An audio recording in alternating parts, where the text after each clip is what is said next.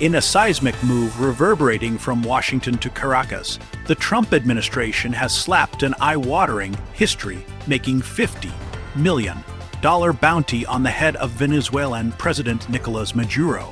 This isn't just a headline. It's a geopolitical thunderclap, shaking alliances, triggering nationalist fervor, and redrawing fault lines in a world already teetering on conflict and chaos. The announcement didn't come hidden in diplomatic jargon or buried in a late-night press release.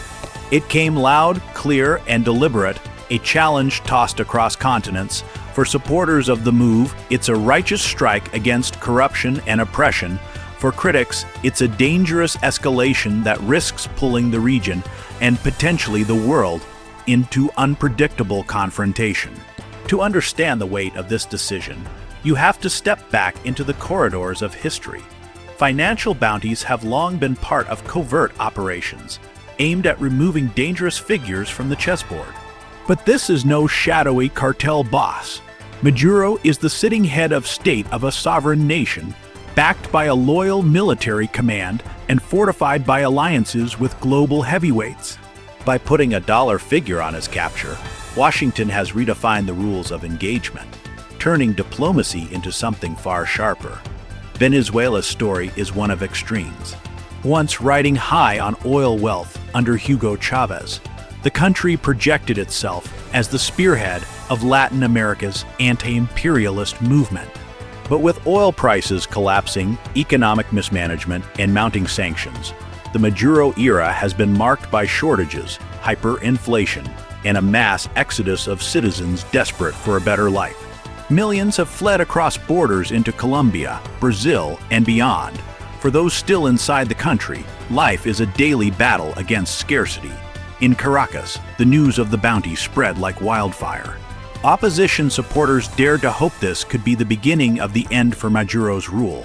Loyalists, however, see it as proof of foreign interference, an insult to national pride. On the streets, rallies break out, some waving the Venezuelan tricolor in celebration, others in defiance. Every chant, every banner, every raised fist fuels the growing tension. Across the globe, the announcement sparked a flurry of reactions.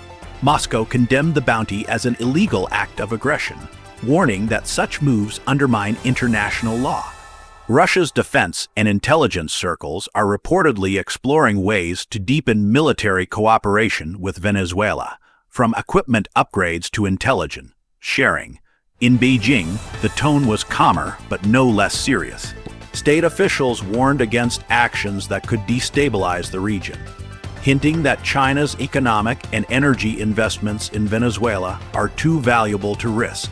For both Russia and China, the bounty is more than a regional dispute. It's another front in their broader struggle with Washington for influence and dominance. For America's allies, the reaction was mixed. NATO issued cautious statements about supporting democracy and stability, while stopping short of endorsing the bounty.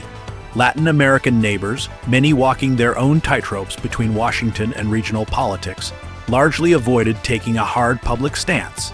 Colombia, though closely aligned with U.S. policy, remains wary of being drawn into direct action that could trigger conflict at its border. Brazil, under its own nationalist leadership, keeps its cards close, knowing that public support for a bounty could fracture relations across South America. Beyond politics, the humanitarian implications are severe. Aid organizations warn that if tensions escalate, fragile supply lines for food and medicine could be cut entirely. Venezuela is already in the grips of one of the largest displacement crises in modern history. Further instability could trigger a surge of refugees, straining the economies and infrastructures of neighboring states. And then there's oil, the black gold at the center of so many geopolitical struggles. Venezuela's reserves are the largest in the world, but years of sanctions and decay have gutted production capacity. Any disruption caused by political turmoil or conflict could send ripples through global markets, driving up energy prices and tightening supplies worldwide.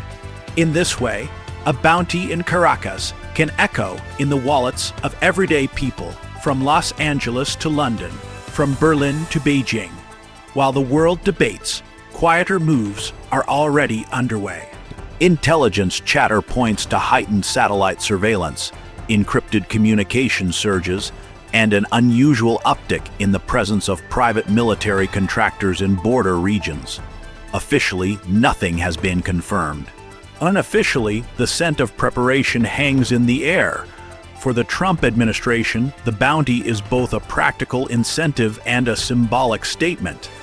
It says, America will not sit idly by while authoritarian leaders suppress their people and threaten regional stability. It's a declaration of will, meant not just for Maduro, but for every head of state weighing how far they can push without consequence. As night descends on Caracas, the capital hums with unease. Some neighborhoods lie in darkness from rolling blackouts. Others buzz with tense energy as security forces patrol and loyalist supporters hold vigils. Within the walls of the presidential palace, Maduro's inner circle grows warier by the hour. Trust becomes a scarce commodity. The bounty is not just a physical threat. It is a psychological one, capable of sowing doubt in even the most loyal ranks. Meanwhile, in living rooms across the world, viewers watch and wonder. Is this justice served, or the opening move in a dangerous geopolitical game?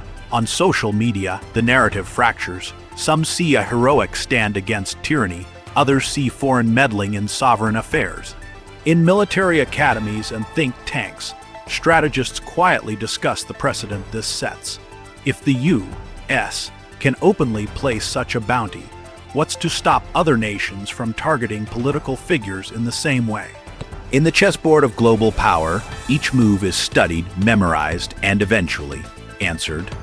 But for all the strategy and analysis, the real story is about people. Ordinary Venezuelans trying to navigate a world where politics and survival intertwine. Families split apart by migration.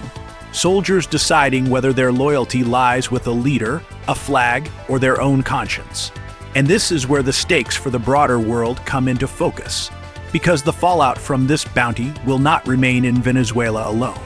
It will ripple outward, to markets, to alliances, to the very rules of international conduct. The outcome will influence how power is projected and how nations measure the cost of defiance. In the closing hours of this first chapter, the path ahead remains uncertain. Diplomats will negotiate, militaries will prepare, intelligence agencies will watch, and the streets will keep their secrets. What happens next depends on choices being made right now, in palaces, in parliaments, in command centers. For viewers across the globe, this is a reminder that history doesn't always turn on the clash of armies. Sometimes it turns on a number, a figure announced in front of cameras, that can shift the balance of power and alter the course of nations. $50 million, one man, one nation under strain, and a world watching, breath held for the next move. Because in this new era of high-stakes politics, every announcement can be the spark. Every spark can become a fire.